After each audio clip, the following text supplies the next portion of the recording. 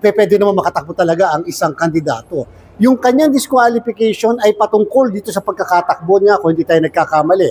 And therefore, kahit na naproklama, kung talagang may basis, pwede pa rin namin tanggalin ang isang nakaupo na local official. At yun nga yung ginawa ng division ng COMELEC. Ngayon, naka-motion for reconsideration, tingnan natin kung ano magiging desisyon ng NBank, kung i-affirm ba ang desisyon ng COMELEC division o i-reverse ba yung naging desisyon na yan ng COMELEC division. Ang issue doon ay yung ginawad ng Office of the Ombudsman na perpetual disqualification to hold public office. Ito yung may kinalaman pa rin po sa POGO operation na allegedly pinasasangkutan. Yes, allegedly, mukhang more or less, yun ang pinanggalingan nung kaso ng perpetual disqualification to hold public office. Ngayon kung may pinalabas na pong warrant of arrest sa Pasig RTC, anong magiging sitwasyon, Chair?